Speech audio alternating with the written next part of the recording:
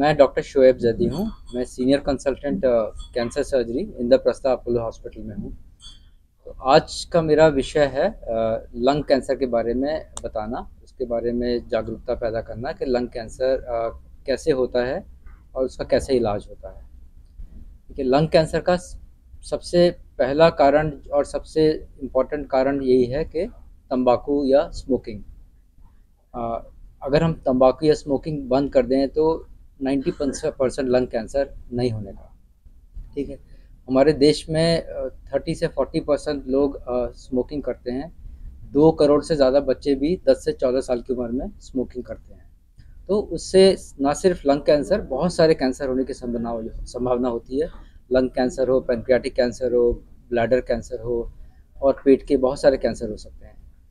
तो lung cancer हमारे देश में ज़्यादातर आखिरी स्टेज में पता चलता है। 100 में से 90%, 80% आखिरी स्टेज में पता चलता है।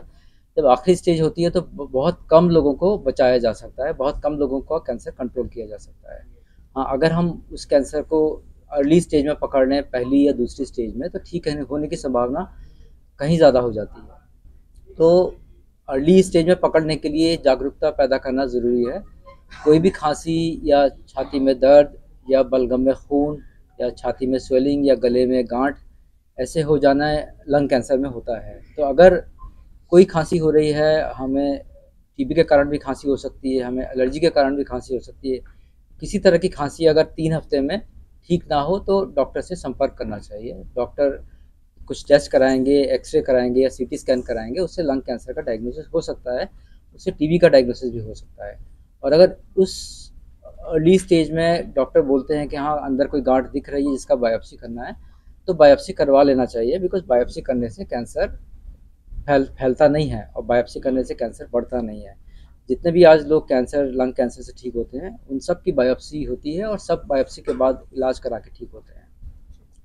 अगर अर्ली स्टेज में पता चल जाता है तो काफ़ी सारे लोग ठीक हो जाते हैं।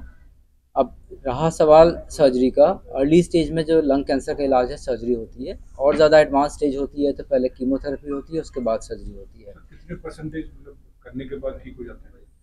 देखिए, अर्ली स्टेज कैंसर कम होता है, 10 से 20% टोटल। लंग मतलब ट्रांसप्लांट करते हैं 100 में नहीं, से किया तो लंग कितने लोग ठीक ट्रांसप्लांट ट्रीटमेंट नहीं है लंग कैंसर का। नहीं? ठीक है, अगर लंग कैंसर होता है, अर्ली स्टेज होता है, तो जो लंग का, हमारे 2 लंग होते हैं, राइट और लेफ्ट।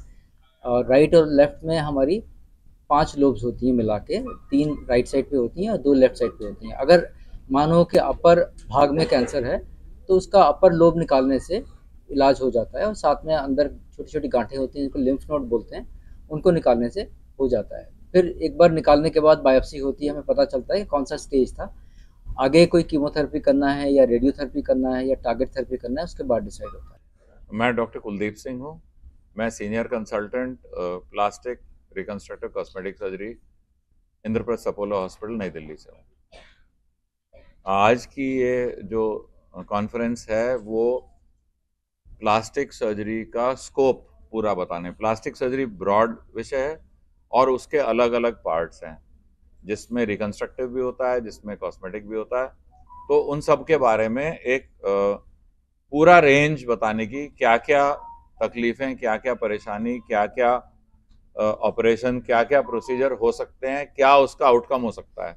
क्योंकि जब हम प्रॉब्लम और रिजल्ट दोनों देखेंगे तो हमें आइडिया लगता है कि हाँ ये चीज़ हो सकती है। क्योंकि ये आम पब्लिक में नहीं, हमारे डॉक्टर कोलीग्स में भी बहुत अच्छे से उनको एग्जैक्टली पता नहीं है कि हम क्या क्या करते हैं।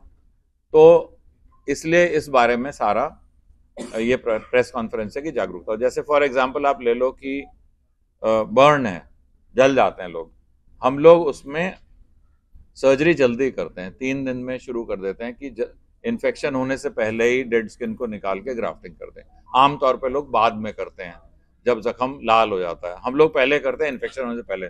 जैसे 40% बर्न है उसको 2 हफ्ते में हम लोग ग्राफ्टिंग सारी करके घर भेज सकते हैं। उससे बहुत फायदा होता है कि बाद में जो डिफॉर्मिटीज आपने देखी बर्न में वो नहीं होती।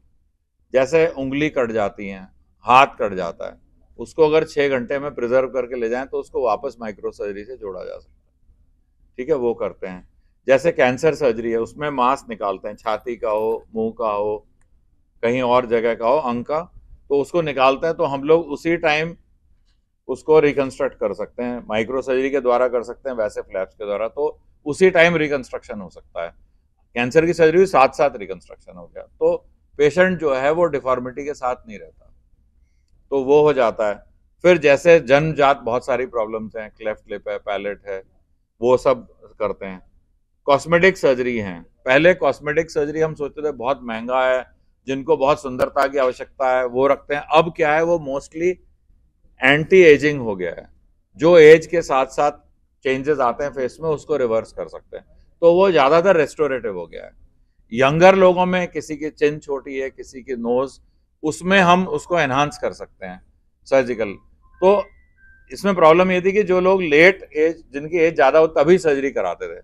अब क्या हो गया, जो यंग है, शुरुआत होती है जब, हम नॉन सर्जिकल मेथड्स से, जैसे बोटॉक्स है, फिलर्स हैं, लेजर्स हैं और एनर्जी डिवाइसेस हैं, यंगर एज ग्रुप में भी हमें ऑप्शन है कि हम रेस्टोर कर सकते हैं।